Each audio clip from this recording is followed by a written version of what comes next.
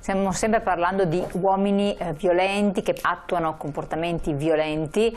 Se ne può uscire, se ne si può liberare da questo, che diventa anche un gioco, perché tutto sommato è vincolante avere sia questo attributo, questa nomea, perché poi magari si viene a sapere, ma anche essere soggiogati da questa ira a cui non si può porre freno, no? Non penso che sia piacevole, o sì, tragico, o un godimento. Io penso che tragico non sia il fatto che si viene a sapere, anzi mi pare giusto che si venga a sapere. No, è giustissimo, dicevo per la persona che la vive. La tragedia di quante donne subiscono violenza, questa è la vera tragedia. Il problema è che ancora oggi anche i mass media fanno l'errore di puntare la telecamera esclusivamente sulla donna, che è giusto, ma oggi molte donne hanno parlato sui giornali, vanno in televisione. Se tu invece punti, poi quando se le nota anche sui giornali, sui rotocalchi, quando si parla di una donna che subisce violenza, qual è l'immagine? Quella di una donna che si difende. Qual è il messaggio subliminale che passa? Poverina, è debole, è fragile, bisogna proteggerla. Ma quella violenza chi l'ha fatta? Uno spirito? È un uomo che fa violenza. Punta la telecamera sull'uomo e chiede: ma perché fai violenza? Se noi ci abituiamo a puntare la telecamera sull'uomo, allora tutta la società non parlerà più della provocazione della donna, perché oggi anche persone illustri continuano a dire: sì, ma se ha fatto così sua moglie qualcosa avrà fatto. Il comportamento di mia moglie sulla mia violenza vale zero.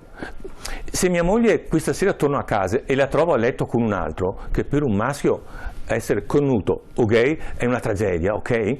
Io posso dirle: quella è la porta.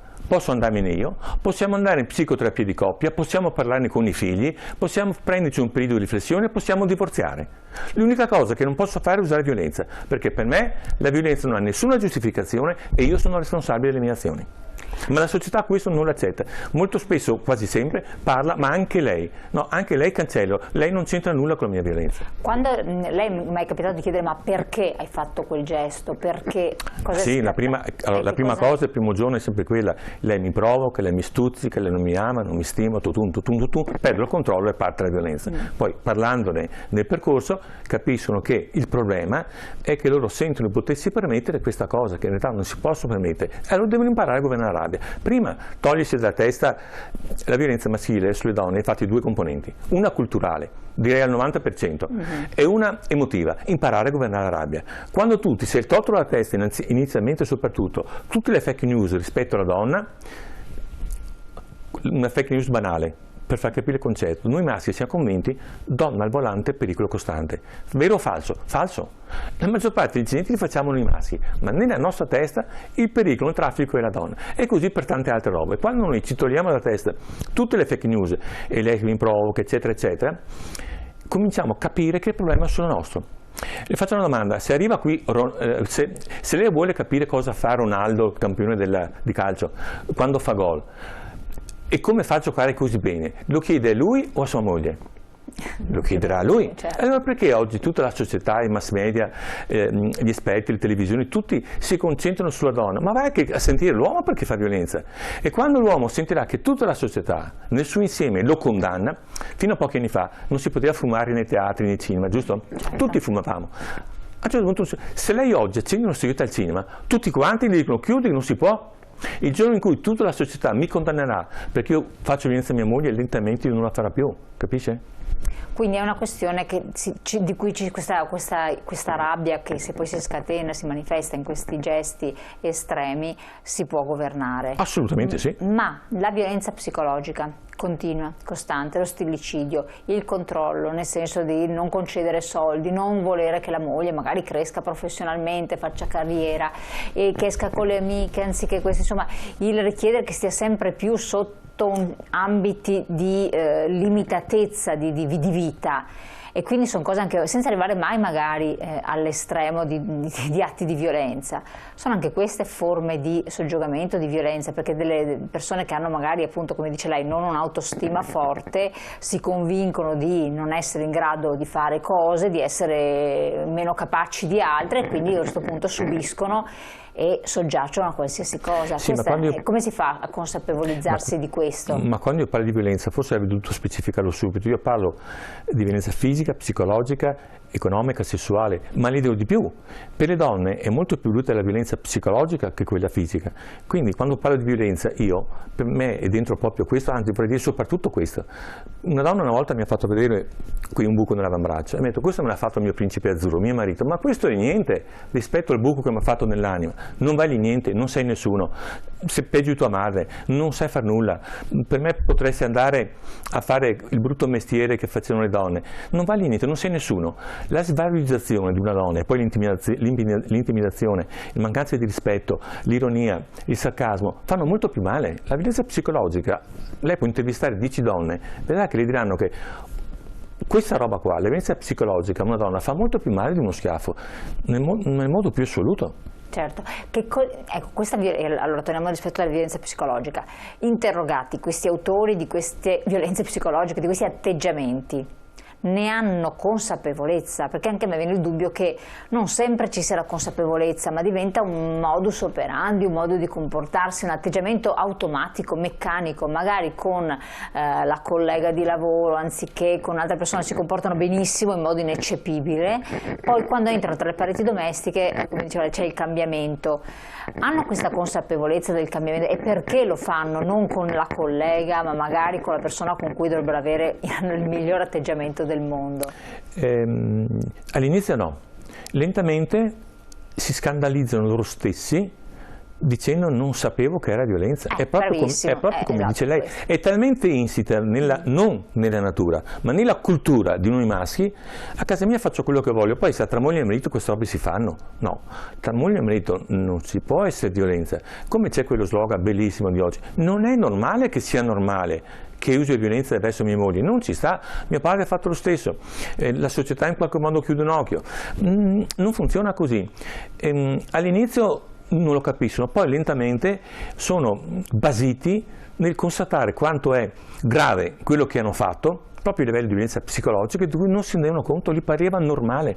Chi è che riferisce cosa hanno fatto? Cioè, è la moglie, qualcuno deve dire? No, sono loro quando vengono, cioè questi centri per uomini cosa succede dentro i centri? Spieghiamo un attimo. Ci sediamo in cerchio e ognuno racconta cosa ha combinato ieri, e su ogni vicenda prendiamo la parola e parliamo su cosa si poteva fare per evitare di farlo.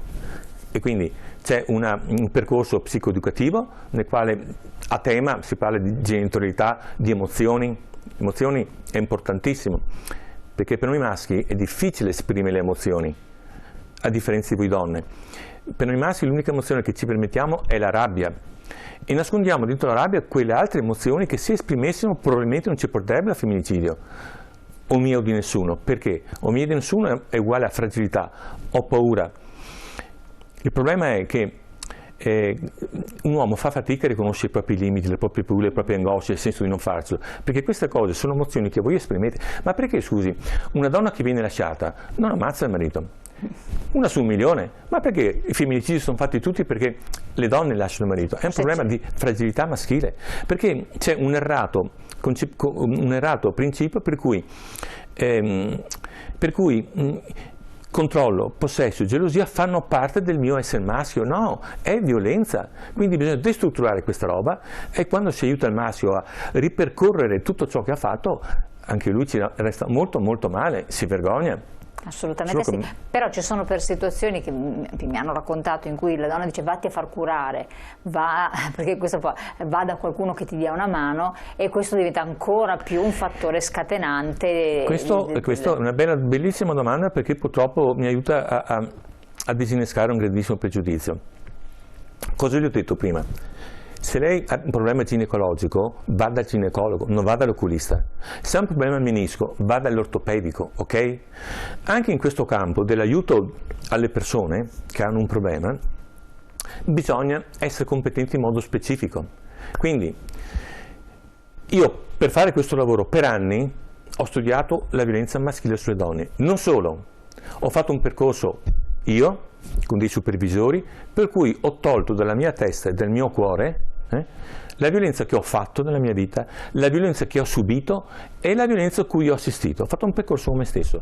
Senza fare questo è difficile comprendere veramente la violenza, quindi se un uomo va a farsi curare, sa che curare, come hai detto prima, non funziona, non sono malati, a farsi aiutare e va da una persona che non ha studiato in modo specifico il problema della violenza, quindi diciamo non lo aiuta. normale terapeuta non lo aiuta, perché l'uomo quando arriva dall'aiutatore non parla della sua violenza, dice mi sento a disagio, non vado d'accordo con mia moglie, mi sento un po'... e parla delle proprie difficoltà, dove praticamente è lui la vittima in qualche modo.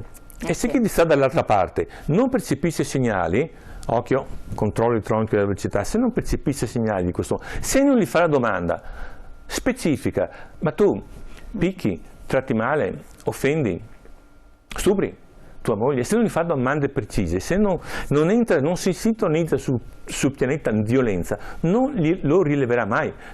Molti dei nostri uomini sono andati a farsi usare, ma tornano e la moglie dice è come prima, come se non fosse andato, perché lui non ha parlato del suo problema e dall'altra parte non c'è stato qualcuno che aveva l'abilità professionale, cioè la competenza specifica su questo tema. Quindi ortopedico, oculista, esatto, violenza, esperto di violenza. Quindi nelle terapie di coppia, per esempio, perché tante volte ci sono persone che riescono ad andare insieme o a portare il partner a fare delle terapie di coppia, non lo raccontano, no? Ci siamo stati anche in terapia. Poi magari non è successo niente, si separano e poi succede quel che succede. Anche nelle terapie di coppia si arriva a diagnosticare il problema? Quando c'è violenza in una coppia non bisogna andare in terapia di coppia, in psicoterapia, punto. Perché? Perché prima si aiuta l'uomo a togliersi la violenza e poi si va in psicoterapia di coppia. Si può andare in psicoterapia di coppia quando non c'è violenza, allora solo un conflitto coniugale, quello va benissimo. Ma prova a immaginare, immagini, io picchio o maltratto o offendo mia moglie, andiamo davanti a lei che ci deve aiutare, ma secondo lei, mia moglie com'è accanto, lei secondo lei ha coraggio di dire quello che prova?